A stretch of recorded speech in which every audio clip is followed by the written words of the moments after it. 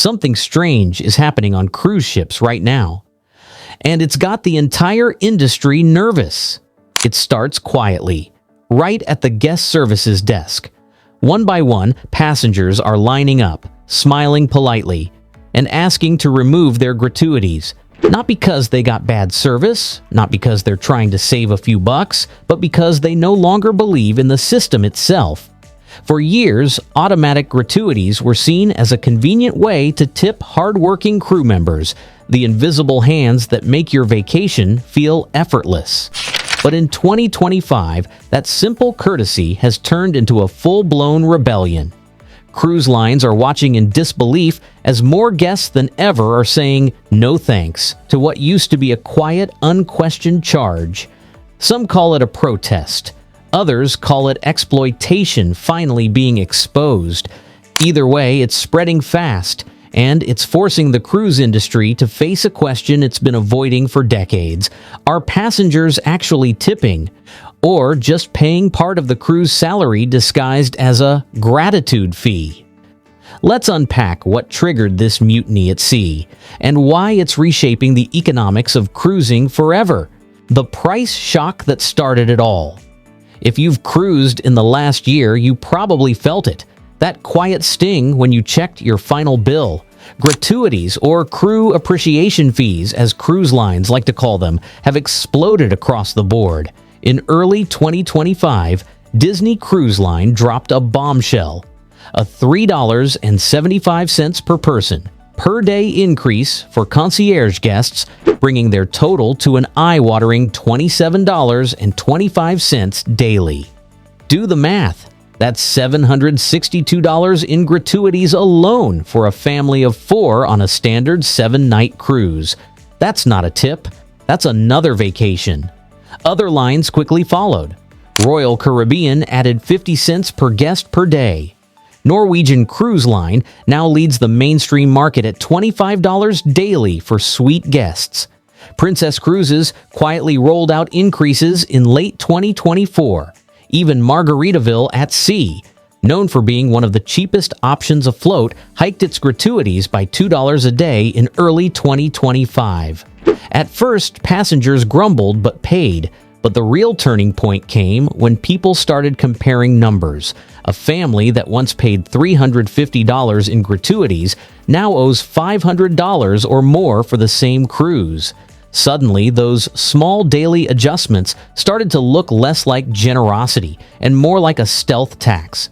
Social media lit up with outrage. Wait, why am I tipping $500 before I've even seen my cabin steward? How can you call it a gratuity if it's automatically charged? It wasn't just about money, it was about trust. Cruisers began asking the questions the industry didn't want to answer. If these fees keep rising year after year, where is the money actually going? And who decided that gratitude could be mandatory? That simple curiosity cracked open a decades-old system. And what passengers found next shocked everyone, including the cruise lines themselves. The transparency backfire. What cruise lines tried to hide. In January 2025, one cruise line made what they thought was a bold, trust-building move, and it blew up in their face. Celebrity Cruises decided to publish a full breakdown showing exactly where every gratuity dollar goes. On paper, it sounded like a great idea, clear, honest, and reassuring. But when passengers saw the numbers, the internet erupted. Here's what Celebrity revealed. 60.1% of gratuities go to dining and culinary staff, 28.8% to housekeeping. The rest to other hotel services. Seems reasonable, right? But the reactions told a different story. Cruisers on Reddit and Facebook translated that chart into one brutal sentence. So basically, you want us to pay your employees' wages while you keep ticket prices low. Another viral comment read, "If the crew isn't being paid a living wage, why is that my problem as a guest?" In one moment, transparency turned into confession. The industry had spent years framing gratuities as heartfelt thank yous. Now, the public was seeing them for what they really were: an accounting trick. But celebrity wasn't alone in the fallout. Passengers dug deeper into other cruise line systems, uncovering even more unsettling details. Princess Cruises, for instance, pools gratuities fleet-wide, not per ship. Meaning, your tip for a Caribbean steward might end up going to someone serving Alaskan guests months later. Even worse, Princess admits they deduct credit card transaction fees before distributing gratuities to crew. So when you think you're tipping $14.50 a day, your steward might only see $14.12 of it, if that. What began as an attempt to prove honesty ended up confirming everyone's suspicions. Automatic gratuities weren't about generosity. They were about optics, a way for cruise lines to keep advertising cheap fares while outsourcing wage responsibility to passengers. And the moment travelers realized that, a quiet resentment began turning into a movement. What crew members are secretly saying. If you want to understand the real story behind gratuities, don't look at the spreadsheets. Talk to the people who live below Deck 4. Because while cruise executives insist the system rewards service excellence, crew members quietly tell a very different story. Over and over again, former and current staff describe the same thing. Automatic gratuities feel less like a tip and more like a salary deduction. A former waiter from a major cruise line admitted he could pocket around 100 euros in cash tips on a normal sailing, sometimes up to 600 euros on a lucky voyage. But those days are fading fast. Cash used to feel like appreciation, he said. Now it feels like the only money that's truly mine. A Royal Caribbean cabin attendant put it bluntly, "Auto gratuities don't motivate us. Personal tips do. They remind us someone actually saw our work." Then she revealed something almost no passenger knows. Being mentioned by name in a post-cruise survey can be worth more than cash. A name mention can earn a day off, free internet, or even a promotion. Crew call it golden recognition. One mention can carry more weight than hundreds of pooled tips that vanish into accounting systems nobody fully understands. That's because pooled gratuities flatten everything.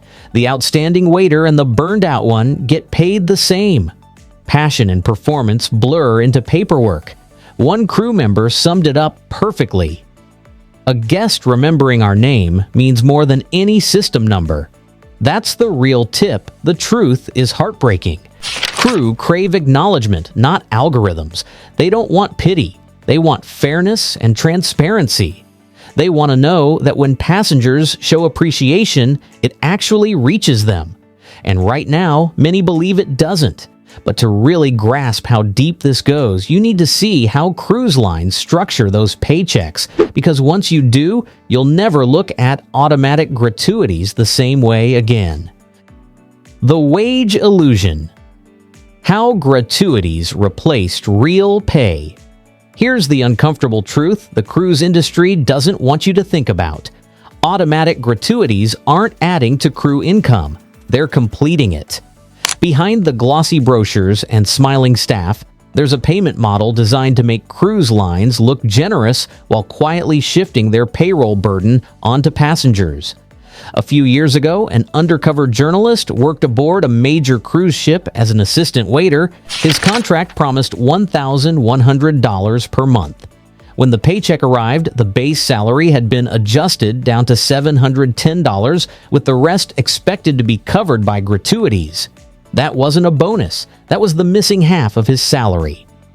Cruise law attorneys confirm this isn't rare. In some contracts, base pay for service crew can be as low as $50 a month or even $2 a day, with gratuities doing all the heavy lifting. That's not tipping. That's outsourcing wages under a prettier name. What this means is simple.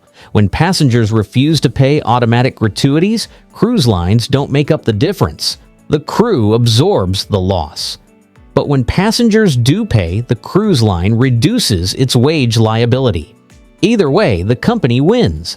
One former crew member showed her family a pay stub proving it. Nearly her entire earnings came from auto gratuities, with only a token base wage from the cruise line itself. When her sister confronted her employer, she was told they're guaranteed a minimum income regardless. But the reality, that minimum only exists because of passengers' gratuities. Meanwhile, corporate spokespeople deny it all. Carnival's brand ambassador, John Heald, called claims that gratuities replace base pay categorically false. Yet none of the major lines, not Carnival, Royal Caribbean, or Norwegian, have ever disclosed a public breakdown of crew base wages separate from tips. If gratuities are truly bonuses, why not show the numbers? Because once passengers see that optional tips are actually part of the payroll system, the illusion collapses. And that illusion, that your $16 a day is a gift, not a debt, is what keeps the machine running. But the illusion is cracking fast, because cruisers are talking, organizing, and doing something the industry never thought they'd dare to do. Saying no. The rebellion at sea. Why passengers are opting out. It started as a whisper on message boards, a few cruisers comparing notes about rising fees. Now it's a full-blown movement. Across Reddit, Facebook, and cruise forums, thousands of passengers are sharing one simple tip. Head straight to guest services after boarding.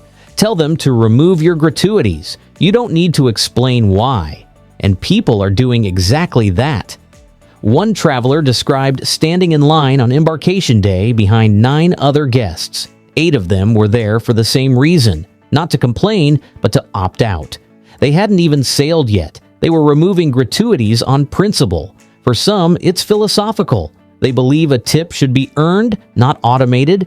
For others, it's a protest, a refusal to bankroll a system they see as deceptive.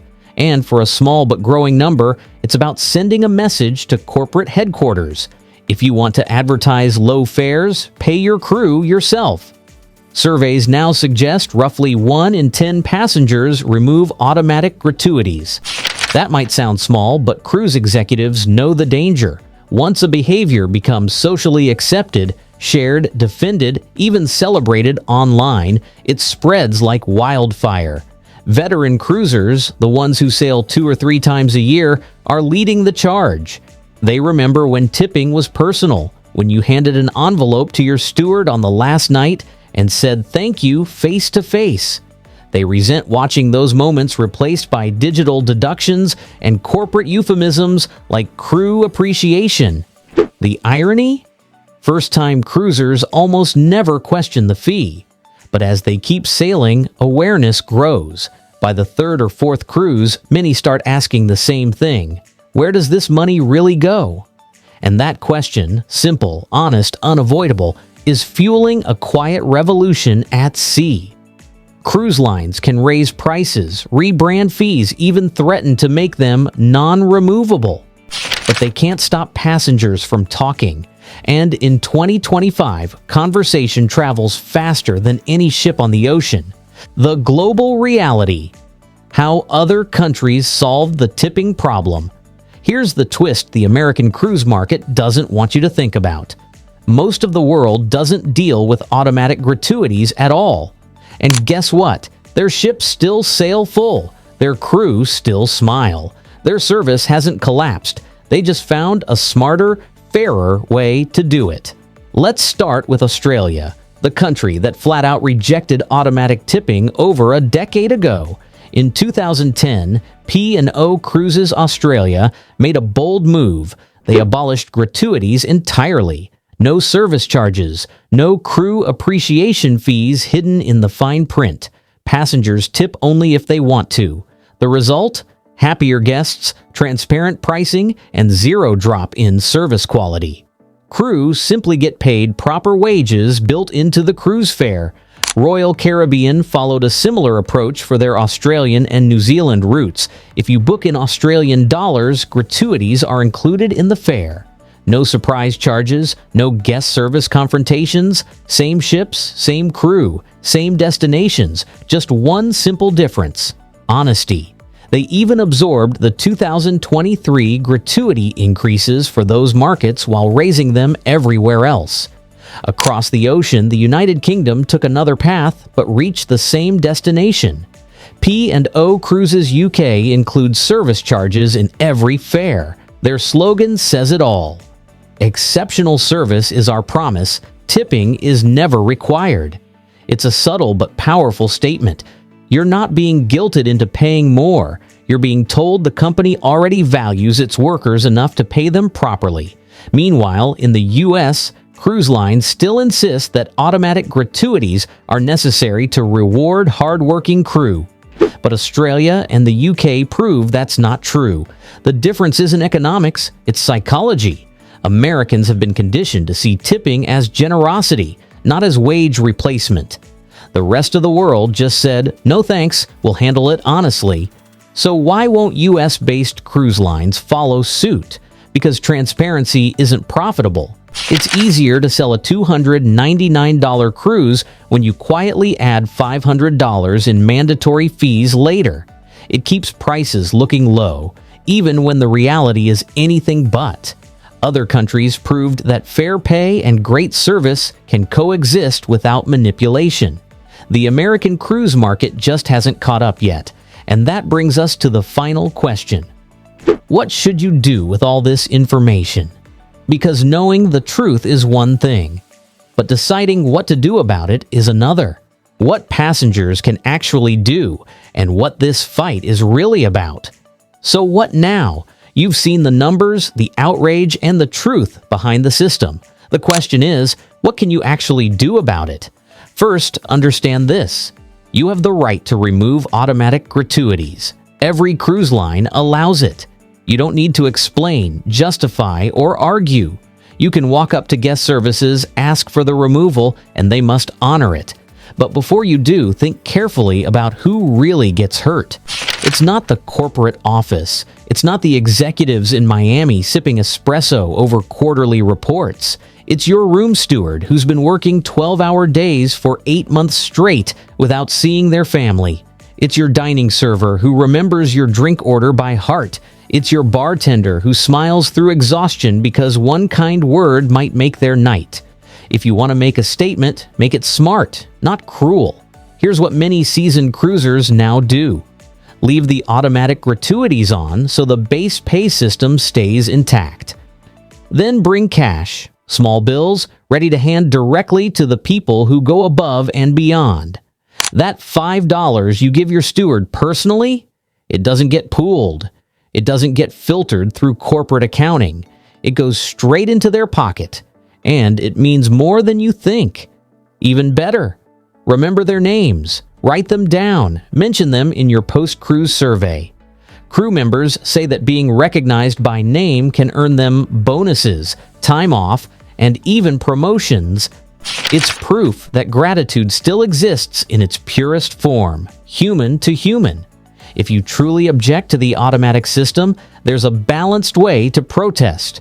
Remove the gratuities, but replace them with direct, intentional tipping. Hand it to your cabin steward, your main server, your favorite bartender. Even give a few dollars to the buffet staff or the cleaner you see every morning. That's not rebellion. That's fairness on your own terms. Because the real issue here isn't money, it's trust. Passengers don't trust that cruise lines distribute gratuities honestly. Crew don't trust that corporate promises mean stability. And cruise lines don't trust that transparency won't cost them profit. It's a broken triangle held together by silence. The irony. Everyone wants the same thing: fairness. Passengers want honesty. Crew want respect. And cruise lines want loyalty. The 2025 gratuity controversy just exposed what happens when all three stop aligning. Cruise lines could fix this tomorrow. They could include fair crew pay in the base fare, disclose actual wages, and stop hiding behind euphemisms like appreciation fees. But they won't, because low advertised prices sell tickets. So the movement continues. Some remove gratuities, others pay them with a grudge, and a growing number choose a middle path. Pay the fee, tip in person, and make it meaningful. Because in the end, the 2025 gratuity rebellion isn't about being cheap. It's about people waking up, realizing that appreciation means more when it's real. when it's felt, and when it's given directly to the hands that earned it. And maybe, just maybe, that's how cruising gets back to what it was always supposed to be. Not a transaction, but a shared experience between passengers who care and crew who make the magic happen. So the next time you're on board and someone asks whether you're keeping or removing your gratuities, remember this: you're not just deciding where your money goes, you're deciding what kind of traveler you want to be.